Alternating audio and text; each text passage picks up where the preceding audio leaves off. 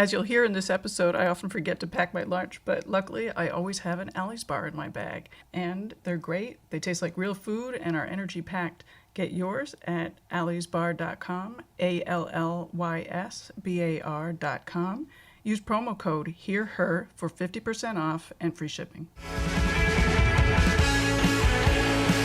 Welcome to Hear Her Sports. I'm Elizabeth Emery, and thanks for listening. In this week's episode, I speak to Sam Bluske, a full-time assistant cross-country and track coach at the University of Toledo in Ohio. I particularly recommend this episode to high school athletes who are planning to continue competing in college. Sam has some great insight into the recruitment process and also the life of a college athlete. Sam is also an elite marathoner running 100 to 120 miles a week. She talks about balancing all that stuff and her new sponsor, Rabbit, a women-owned running apparel company. So here's Sam. Hello. Hey, Sam. Hi, how are you? Good. Do you call yourself Sam or Samantha? Sam is totally fine. Okay, great. Well, welcome to Hear Her Sports. I really appreciate you being a guest. And why don't you introduce yourself and tell me what you're doing right now? All right. Well, my name is Samantha Bluske, and I am currently the assistant cross-country and track and field coach at the University of Toledo.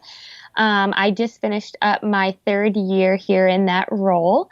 Along with coaching, I recently signed my first contract with Rabbit. So I'm still training and competing, focusing on the marathon while I'm coaching. Yeah, I read about Rabbit, and I think that's really exciting, and I want to talk a little bit about that. Why don't we start, though, with how you started running? Well, I started running when I was in sixth grade. So my dad is in the military, and he used to train for his PT tests. So one day he convinced me to go along on a run with him. We have a trail in this little town I grew up in. It's about a mile around.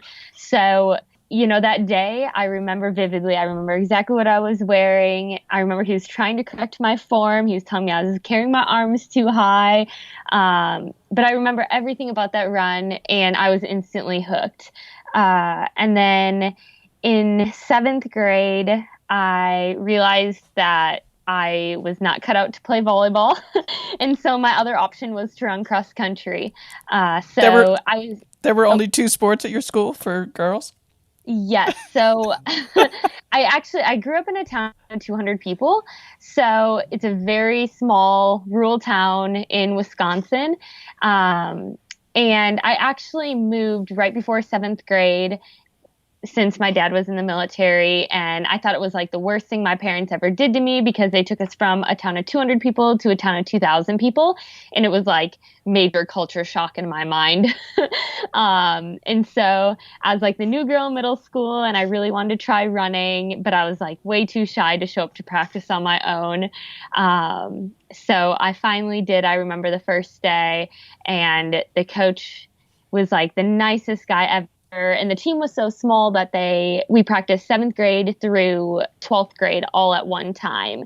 And I think there were maybe 10 to 12 girls out, in those sixth grades. So pretty small, but I was instantly hooked, loved it. I just loved the competition and going out there and trying to beat other people. Tell me a little bit about that coach, because he sounds like a good guy. Yeah, so Mr. B was my coach from seventh grade until the time I graduated high school. And, he's a main reason I think I kept a love of the sport for so long. Now as a college coach, I look at some girls that I recruit, and so many of them are training like college athletes before they even get to college. But he kept the atmosphere so fun, and I never didn't want to go to practice. I couldn't wait to go to practice every day. I think he coached for almost 40 years. He was recently inducted into the Wisconsin High School Coaches Hall of Fame. And he says he's going to retire like 5 times, and he never does. But he always believed in me, always pushed me to do good things, but yet he kept training fun, which is so essential at a young age. Do you think that running at a collegiate level in high school can burn athletes out? I do think it can. I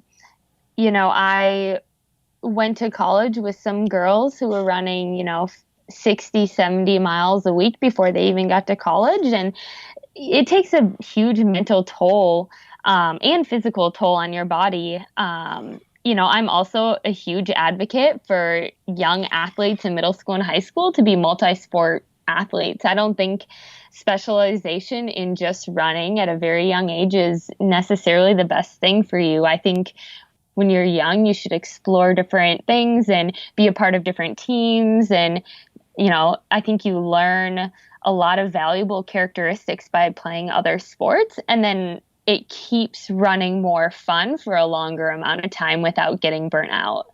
Don't you think that's hard, though, with the current way that sports are in high school with the high school team and then all the traveling teams? Yeah, I think it is hard. In the area I grew up in, it was really easy just because we didn't have many opportunities in terms of like outside of the high school system. There weren't a ton of traveling opportunities unless I wanted to, have my parents drive me 60 miles each way to be on a traveling basketball team.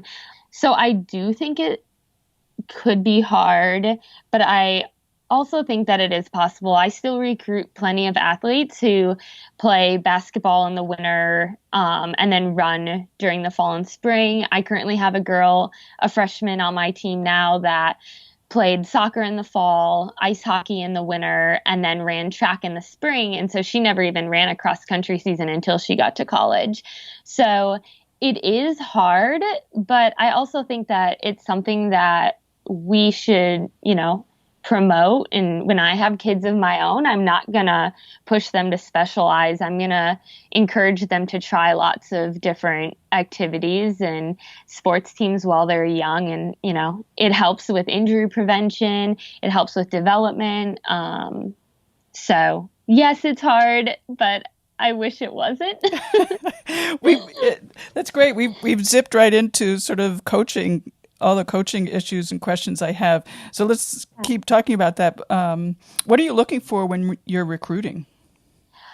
Gosh, so much of it is personality. I tell a lot of the athletes that I'm recruiting, I would rather take a girl that's maybe run 10 seconds slower, but has the right personality and the right fit over the girl that's maybe run 10 seconds faster, but maybe doesn't necessarily have the right personality to be really good at the next level. I look for the girl that's not afraid to put her head down and work hard. Because that's what I'm going to attract at the school I'm currently at. We're not going to attract the Foot Locker All-Americans, New Balance national champions. Like, as much as I wish those girls would look at Toledo right away, like, I'm also realistic and know that that's not necessarily the girl we're going to get. And I'm fine with that because I want the girl that's going to be gritty, who's not afraid of working hard, who's going to buy into a team environment and be a team player. Because at the end of the day, yes, running is an individual thing. You have to be internally motivated to be successful at this sport, but successful cross-country teams at the collegiate level have this team chemistry that, like, it can't be taught. It's just something that's developed when you find the right athletes who have the right goals and the right mindset. When they all come together, that team synergy is just unbelievable. Are you doing anything during practices to promote that? I mean, doesn't that kind of stuff come from the top also? Yeah. Leadership, everything comes from the top.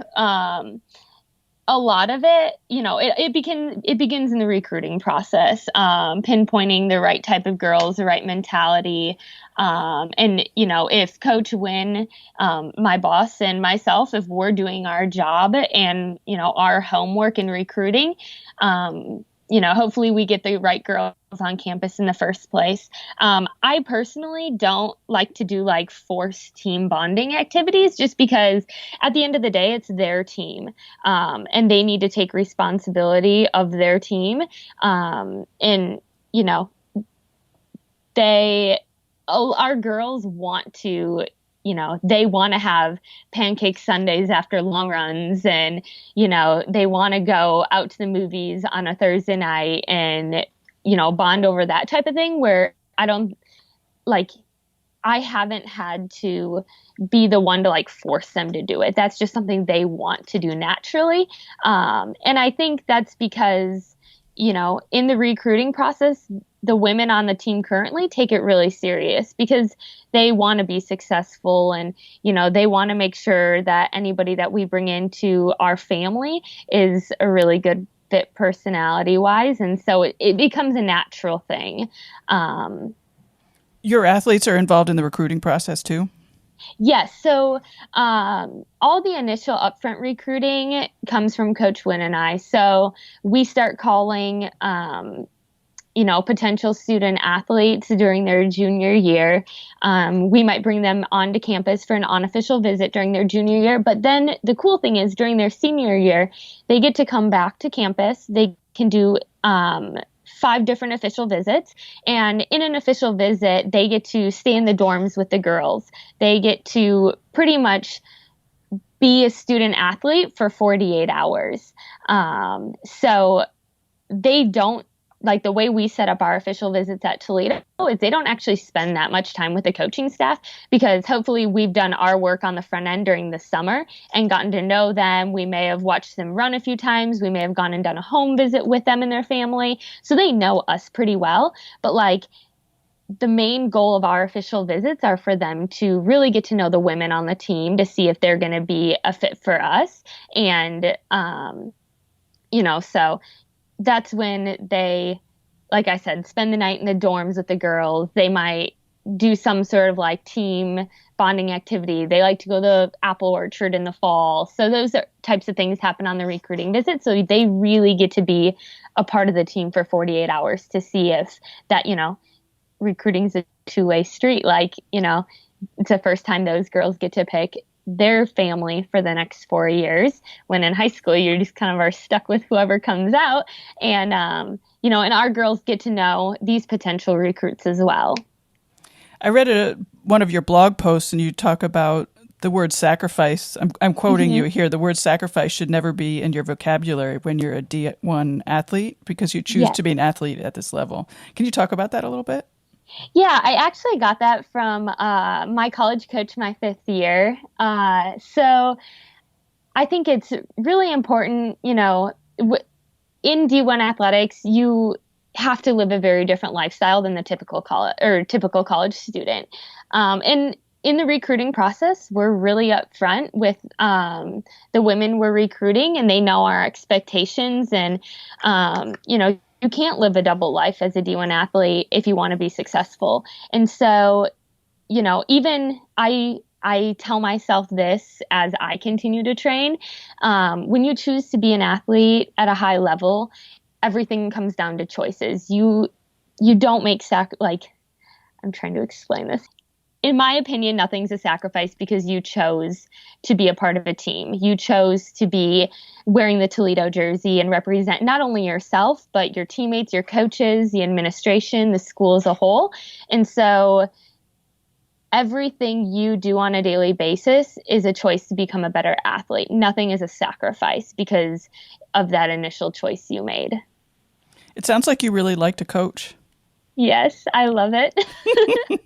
And you were also the team captain, which when I was reading about that, it sounds like that was the birth of your interest in coaching. Is that true? Yeah. So, I went through 4 years of college, and I was still a little unsure of what I wanted to do once I graduated. And there was a coaching change in between my 4th and my 5th year of college. And during that year, we got in a young, energetic, driven female coach who really changed my life and kind of helped me find a direction. So during that fall, she made me a team captain, and I always loved the recruiting process as a student athlete. Like I was always asking to host recruits as like a junior when typically it's the freshmen that recruit and do the hosting. But I loved it. I love meeting new people, interacting with people. And so it was I think it was right after fall semester, my senior year or my 5th year, she asked me if I'd ever thought about coaching. And I had it. But I had also brought it up in front of a former coach. And he told me not to get into the profession, which I was like really taken back by because I thought I wanted to be a coach. What was his reason? He didn't really go into it. A lot of people have told me that it's obviously extremely hard to balance the life of being a female coach and like wanting to start a family. It's extremely hard, and that's why a lot of females get out of the profession. I think a lot of the young women initially get into the profession just because they don't know what else to do at that point, and it's kind of like a filler of time while you're trying to figure out what you want to do for your career long term. And it's just kind of like a natural thing to be drawn to just because you've been a runner your entire life and you've been through the college system, and it just kind of seems like a natural next step.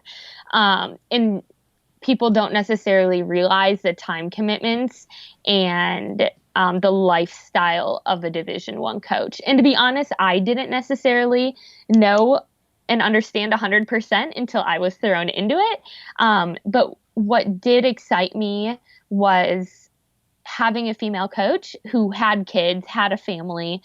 She was very successful. She took a team that, was dead last in their conference meet to 8th in the country within 5 years. And so being able to see her succeed and have a family gave me hope and, made me really excited about the profession. And, I like to prove people wrong. So that's just part of my personality. So when people tell me that it's hard to do something, I want to say, well, let me show you wrong, and I'm going to do it and do it 10 times better. So, I give her I thank her still today, for putting that idea in my head and kind of taking me under her wing, and really mentoring me during my 5th year of college and as I graduated college until I got my first job. She's continued to teach me a lot. It's not to state the obvious, but it's so important for women to have women role models. Yes, it is. And, it's so sad to see, we go to these NCAA conventions, track and field conventions in December, and, it's like 90% male coaches there and like 10% female coaches. And then, I'm still very young in the profession, and, I'm still young and energetic, and, I'm determined to make it work, as I decide to get married and start a family and all those things, which are very big priorities for me in my life. I'm right now determined that it's going to work. I'm going to make it work, but it is really hard. So to have those other female role models is essential because they've been through it. They know what it's like to have a newborn baby and, leave and go on the road for 7 days straight. And so, to see how they've done it and made it work with their families is really crucial. Have you been able to talk to those female coaches at the conferences and get advice or just, meet them and chat? Yeah. And it's been super helpful. They do a women's round table. So you get a chance to meet a lot of different women, where I have a few main contacts that I typically reach out to, one being my college coach. And there's another one out east that I really look up to. She had a professional running career and then that translated into college coaching. And now she's a director of a program, has a newborn baby. And it's not easy by any means. She struggles. But to see her be successful and keep working through those challenges has, that gives me hope and motivation to keep working hard. So it's nice to have that sense of community in the coaching world. You talked about how demanding the coaching that you're doing is. Can you talk about maybe what your days are like, or, maybe turn it into what your seasons are like? Because I expect it's sort of cyclical. Yeah, it totally is. Typically during the school year, as a program, we like to stay on a very similar schedule. Everything's about routine, especially with college athletes. It just makes a transition a lot easier if everything is pretty predictable in terms of their schedules. So typically a week, Mondays we lift in the morning, we practice in the afternoon. Tuesdays we practice in the morning. Wednesdays we lift in the morning, practice in the afternoon. Thursday, we have afternoon practice. Friday, we go back to morning. Saturday, I'm typically out recruiting, going to some local high school races, or we might have an official visit weekend. And so if we have an official visit weekend, you're pretty much on your A game for about 48 hours. And we typically bring in 4 to 6 athletes at a time and their parents for those visits. So cross country, we do a lot less traveling. We're usually only competing every other weekend. And then during spring semester, we typically travel a lot more. We're racing almost every weekend. We're at least traveling every weekend, but our girls might be on different race schedules where they might be racing like every other weekend or so. And then the summer is basically recruiting. Like I just got back from being on the road for 19 days straight. A few of those days were personal, going home, visiting my parents because I don't get to do that often. And then, recruiting 4 or 5 days at high school nationals, going out to USA Juniors for 7 days.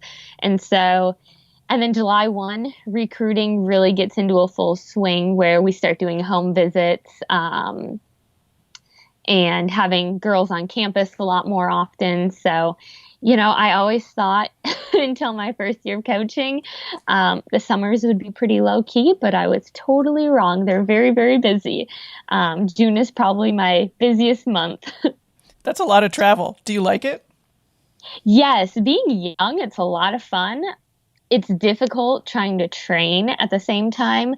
If I wasn't still trying to run competitively, it'd be a lot easier.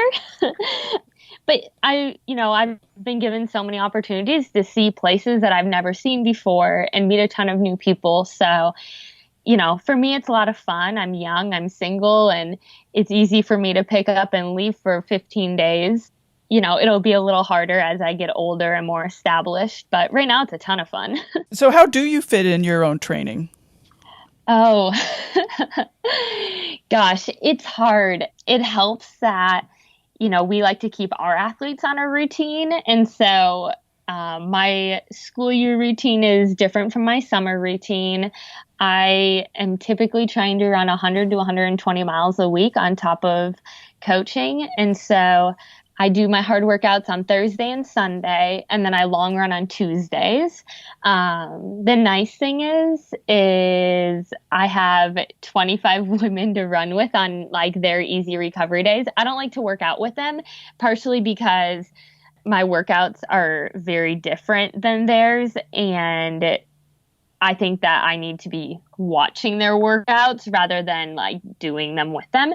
But I sneak in extra mileage by running off days with them, so any of their recovery days, which is really great because you get to know a lot about your athletes during a 60-minute run because running is just, feel like everything comes out when you're running. You learn if they're having a bad week or, if they're struggling in one of their classes.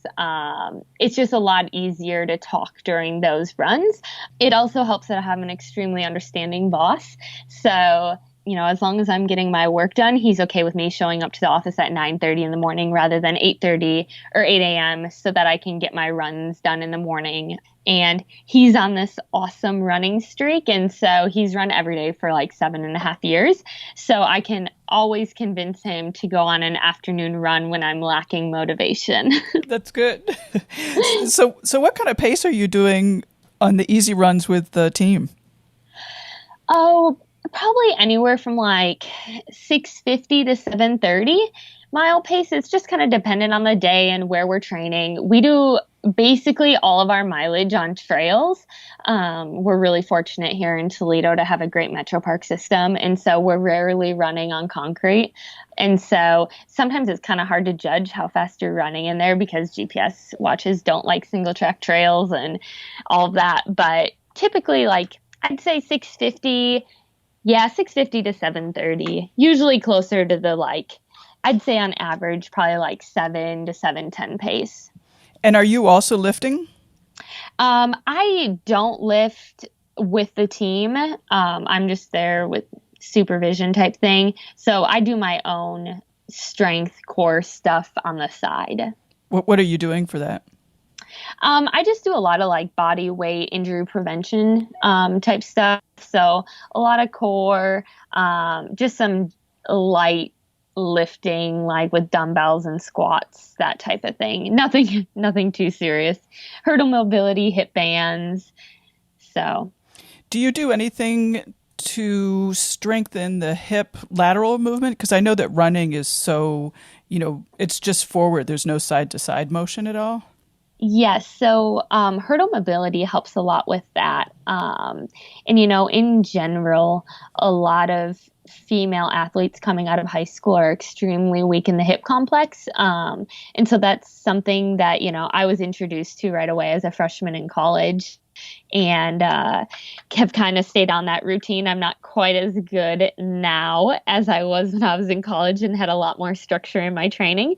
But hurdle mobility has helped a lot. And like hip band routines, those help a lot with hip mobility and hip flexibility.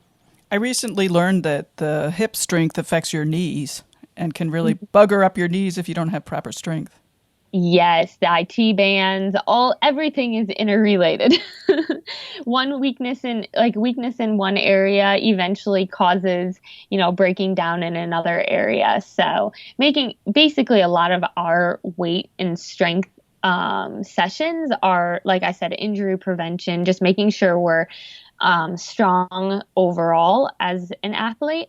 Just like you said, since running is just such a forward movement. You have a coach, correct? I do, yes. And I understand that you've had that same coach for quite a while.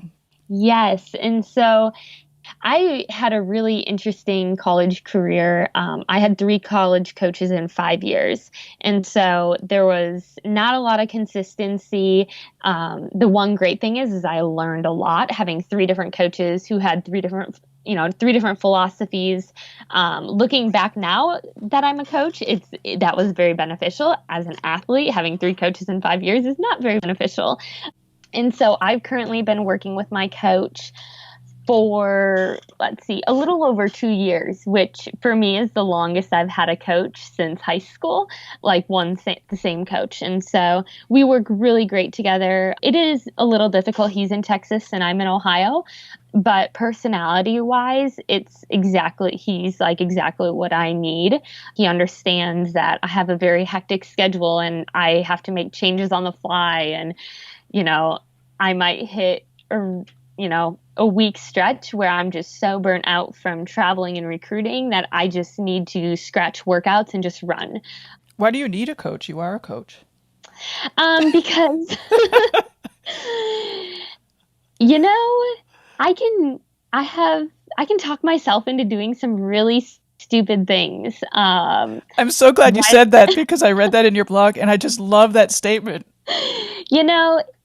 You have that irrational side of your brain that last spring, like I knew it was really dumb, but I did like back-to-back 20-mile runs. I was like out in Eugene and I was super bored, didn't have a lot going on. And one day I got up and went for a 20-mile run. And the next day I got up super early because I still wasn't adjusted to the time change. And I did another 20-mile run. And I look at that and I'm like, you know what? I would never, ever, ever let an athlete do that. Like I would tell them that's stupid. And, but I was able to talk myself into it. And so yeah, I need a coach. I tried to make it work. I went about 7 or 8 months without a coach right when I moved to Toledo. And then it was easy because I wasn't racing. I was just kind of running and trying to figure out this whole like coach career, like how do I incorporate my own running into it? And so it was easy then. But then as soon as I raced again for the first time and that crazy switch kind of went back on, I knew instantly that I needed somebody there who would give me the structure and, talk some sense into me when I was being extremely irrational, which happens kind of frequently. What I also like about having a coach is that it takes the decision-making process away. So all you have to do is do the workout and you don't have to sort of like, should I do 8 or 6 intervals or, whatever it is. Yes, and that has been extremely helpful. And, where it is nice, like we're to the point where, I might have 12 by a K written down at a certain pace and, I'm just having like an off day and I have to cut it at 10, so having that coaching background and knowledge is good so that when I need to make decisions like that, I can do it. But I don't have to write my own training and make my own decisions. It's really nice just to, be sent a schedule and just do what's on the paper. What is your coaching philosophy? You mentioned that you really liked having so many coaches in college so that you got a taste of a bunch of different kinds. Yeah. I'm young and I think I'm still working on like my own personal philosophy. Coaching it's only part science. I think if you do enough research and read enough books, anybody can write workouts. I think a lot of coaching is about the relationships that you form and that mentorship that you can form with your student athletes. Your 4 years in college are extremely critical. A lot of life changes happen during those 4 years. And so I think just being a solid mentor for those young women is extremely crucial. I don't think that's really necessarily a philosophy, but that's kind of my, what I feel my role is. And then in terms of training, it's, I like to take a 4 or 5 year approach to somebody's training. If I get a girl in as a freshman, like she shouldn't be running her fastest times as a freshman. So much of it is in training and distance running is consistency over a period of time. And so, first and foremost, keeping your athletes healthy so that they can train consistently and not get burnt out. You can't increase intensity and volume at the same time because that's a recipe for disaster. And so, being able to take a long-term approach with my student athletes is extremely important. How do you get them through, or how do you get yourself through low times? You talk about the long-term approach and you're always going to have those bad months. Exactly. I think it helps that I'm not super far removed from being in their position, and I had a very roller coaster of a career. I had some extremely low points in my career where I thought that, I never wanted to run again. And, then I had some extremely high points and, my advice to them is always don't let your highs be too high and don't let your lows be too low. So much about distance running is just finding that even keel in the middle and being able to grind out in the low times. And that's why having a team and a supportive coach is so important because everybody is going to hit a low. No matter how good you are, no matter what point you are in your career, you're going to hit a low at some point, whether it's your freshman year or your junior year, something will happen. And you may second guess whether running is the right thing for you or, all of that. And just making sure like those that's where like those relationships are so important, and knowing that you can lean on your teammates and lean on your coach during those moments, and also know that like you're not alone. Like you're not the first person to be in this situation, and you won't be the last person to go through that situation. I think that's extremely important. What are your own goals for running? Oh goodness. I want to run 2:32 in the marathon. That's like my next goal. You're pretty close to that. I've run 2:36. Yeah. So this past December I ran 2:36, you know, and I know there are things that I can be smarter about, both in my training and in my daily life, to help make that next step. You know, the faster you want to run, the more disciplined you need to be. And so my next main goal is 2:32. So, you know, hopefully I can do that in the next 2 to 4 years. And, you know, my ultimate goal would be to break 2:30. So, and do that while coaching and, you know, trying to live this hectic life. Yeah. How are you going to make that happen with a full-time schedule? You know, it's all about routine. I'm a firm believer, if you really love what you are doing, you can make it work. And, you know, it goes back to just making the right choices on a daily basis. Surrounding yourself with people who are supportive and want to see you succeed is really important. And, you know, I have, you know, a great coach. I have mentors. I have an awesome boss, you know, family and close friends who are extremely supportive, and they know my goals, both professionally in my career as a coach and what I want to do as a runner. And so, you know, knowing that I have that support system around me, and, you know, Rabbit has been awesome, and, you know, having that around me, I think is going to help a ton. You mentioned your coaching goals. What are your coaching goals? You know, eventually I one day want to be director of my own program. I think a lot of people in my position want that one day. You know, a lot of young coaches have the goal of, you know, making it to a Power 5 conference and that type of thing. And I don't necessarily I'm not necessarily motivated by that. I think, you know, working with the right people. And if you're at a school that has a very supportive athletic department, you can reach almost any of your goals professionally. You know, I never brought home an NCAA trophy. In cross, the top 4 teams get trophies. I never brought the one home myself as an athlete. And so to be able to coach a team to that, it would be the ultimate goal. Are you expecting to encounter any blockages because you're a female?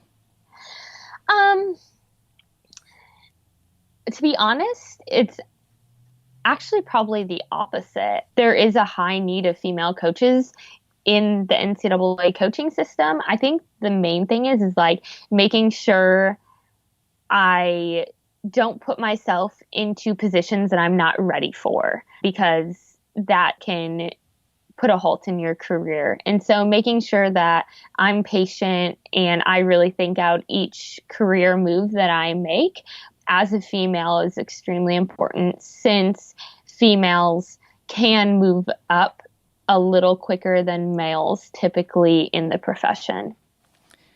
All right, well, let's move on. I want to hear about Rabbit Gear and how that happened, and, you know, what they're like and how that whole process works. Yeah, so right after I ran 2:36, a friend of mine told me about Rabbit. He's living training in Flagstaff, and he met one of the co-founders, Jill, and we were talking one day, and he was like, you know what, you should reach out to Jill. I can give you her contact info. I just think personality-wise, you would get along great. And, you know, he thought that I had a lot of the attributes that they were looking for in athletes. And so I reached out to her, and probably right after Christmas. And at that point, they weren't taking any more athletes on because they're a newer company and their funding was like, you know, you can't bite off more than you can chew as you're starting a new company, which was totally fine. But Jill and I got along great. And then in March, she reached out to me and asked me if I was still interested in a possible sponsorship with their company. And I mean, it was basically a no-brainer. Jill is, I mean, she's an overall badass, excuse my language. She is young, she is driven, she she's a lawyer, she's a runner herself who has big goals, and she co-founded this company and I mean, they've really taken off over the past year and a half. And for me, it was, I'm not in running for the money. I know that I'm not fast enough to, make a career out of it and, support myself off of it. It's more about finding a community of people who you can go through the journey with.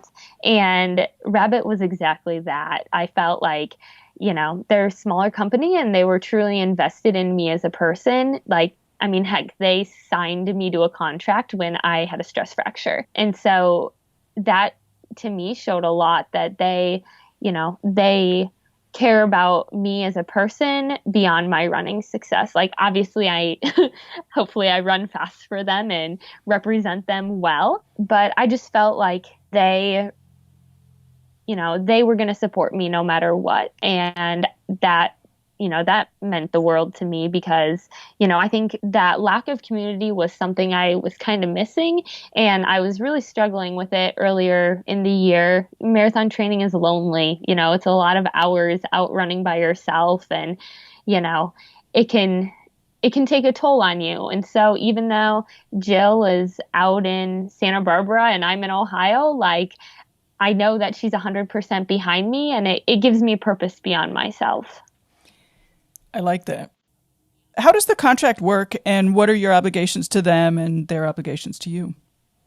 Yeah, so I signed an 18-month contract with them, and they help me with travel to races. They provide me with all the gear I need. It's a apparel-only sponsorship, so I'm allowed to go out and get my own shoe sponsorship if I would like, or like I could do a nutrition supplement type sponsorship as well on top of it. But yeah, so they just help support me financially so that I can continue to train and pursue my dreams. The cool thing is they're, these two women, Monica and Jill, they're runners themselves, and they're the ones designing the gear and the products. And, so it's a lot of fun because they are firsthand runners designing everything, and it's all made in the US. Since they're newer, they look for our feedback in all the gear, which has, been really good to help them make their gear better every year. And how do you stay connected? You talked about the community, so how are you connecting with them? Yeah, so it's funny. I actually just met Jill in person for the first time last week out at the USA Championships. So before that, it was just a lot of, talking on the phone. Honestly, we text a lot, which is great. I don't, it's not like the co-founder of Brooks is going to text their athletes every day. You just can't do that in a really big company. But in a smaller company like this, like, you have that personal communication. Like last Friday, I did her workout with her out in Sacramento and did a long run with her on Sunday.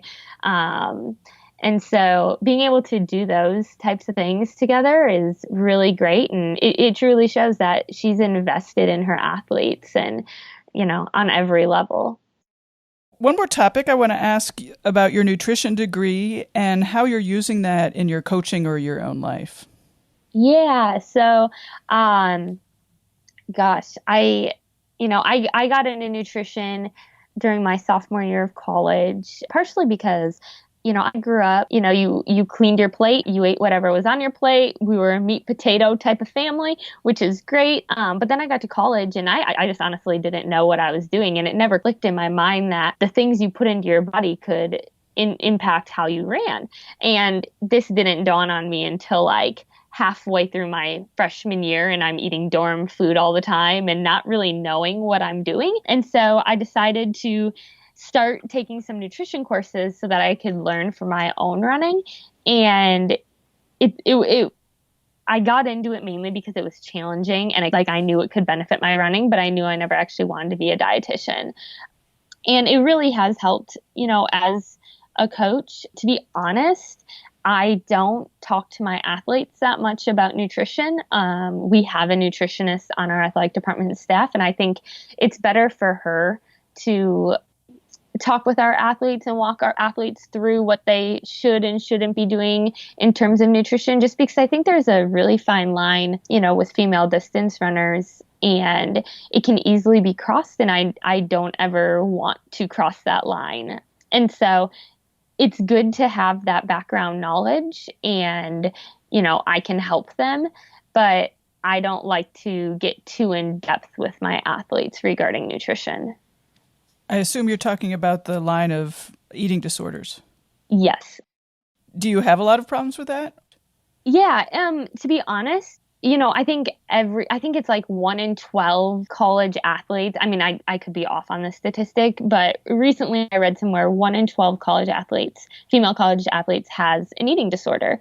And so it's inevitable that it's going to happen on your college team at some point. The main thing is, not letting it spread, because it can be a very contagious thing if you see a girl on your team who has an eating disorder and she's running faster, and then, younger women can be like, well, if I, lose a pound or two here or there, like, I'm going to run faster too. And so it's something that you need to be very aware of, but we are very lucky here that we haven't had issues as like a team, like it being like a team culture issue. And what's your favorite thing to cook and eat? Ooh, gosh. Okay. I really love my mom's lasagna. I cannot cook it like she does, but that's probably one of my favorite foods. For me personally, I'm pretty plain. It goes back to me just getting in a routine. I really like doing like stir-fried vegetables with like salmon or chicken. I really like sweet potatoes. Sweet potatoes are like a big staple in my diet, along with hard-boiled eggs, because they're quick and easy and cheap, and they're really nutritious. So if I'm at home though, and I got to pick one food for my mom to cook for me, it would for sure be her lasagna. Do you have a routine for your food in the sense that you have the same thing for breakfast or for lunch every day? Not breakfast, yes. A lot of it's just like making sure you plan throughout the day, because, when I am running 100 to 120 miles, if I'm not fueling properly throughout the day, like, it really affects you later on. And when you're really busy at work, it's really easy just to kind of get caught up and forget. And so I find myself snacking a lot. And so I just make sure to, pack nutritious snacks to have throughout the day. I'm a big, like I said, hard-boiled egg, yogurt, and granola. I usually have some Cliff Bars in my backpack as some backup snack. Usually every morning I like oatmeal, but I doctor it up with peanut butter and granola and some fresh fruit maybe. And so I kind of stick to the same routine, but basically I use like Sunday as my planning day, and I try to do all my grocery shopping and meal prep that day to get me through the week. Okay, I want to like dig deep into this one, because I think this is a huge for me. It's a huge problem. I tell you, I go to the studio. I'm an artist. I go to the studio, and every time I go to the studio, I say, "Oh, I'm not going to be hungry for lunch today." I mean, like every time. Like, so tell me what happens on Sunday. Like, what specifically are you doing, and how are you planning, and are you packing up little Tupperwares? Yeah. So, typically on Sunday, it's our long run day at practice. And so afterwards, I have 2 places that I like to go for my groceries. We have Monette's, and the way I describe it is an indoor farmer's market that's open year round. And so I go there for a lot of my fresh produce, and then I'll usually go over to Kroger. And so like this past semester, I would try to make like a crock pot meal every Monday. And so I would buy all those ingredients on Sunday, make a big crock pot meal, and then that would usually last me 3 or 4 days as leftovers, either for lunch or for dinner. Otherwise, I'll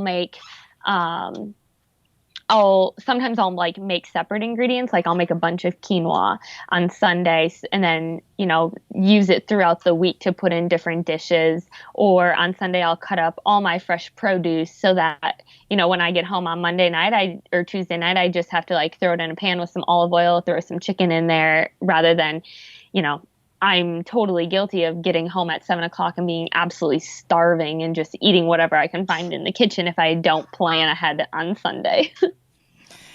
And for lunch every day you bring, a bag with stuff in it.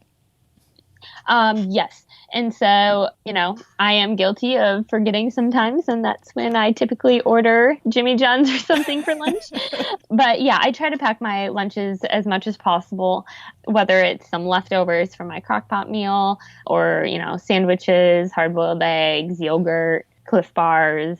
I usually try to keep like snack size hummus things in my fridge in the office. I have a fridge in the office, which helps a ton. So sometimes I'll just go to Sam's Club and buy like a bunch of like smaller individual size stuff to keep in there so that, I don't find myself at 2 o'clock absolutely starving and just trying to, find whatever I can eat before going to practice at 3:30. Cool. I think I'm going to adopt some of that for my own lunches. Well, thank you so much. It was a real pleasure to talk to you. I love talking about coaching. That was exciting. Yes. Thank you so much, Elizabeth. I really appreciate it. And anytime I can share, more about, I think, like I said earlier, there aren't enough women in coaching. And, I'm still young in it, I know, but hopefully, I can share my experience with other people and more women are encouraged to get into the profession. I'm glad you said that. I think that's so important. Mm-hmm. There aren't enough. There aren't enough. Well, thank you very much, and good luck for the rest of the summer. Thank you, Elizabeth. Have a great day. You too. Bye-bye. Bye. Thanks for listening. Hey, sign up for the newsletter that I send out every other Thursday. It's filled with lots of excellent info and links to great stuff, including videos and suggestions from guests. Also, a few explanatory links if you want to find out more about the guest sport. It'd be a great help if you went to iTunes or wherever you listen to podcasts and rate and review the podcast. I'm looking to spread the word and allow more female athletes to find the podcast. Thanks again. See you in a couple weeks.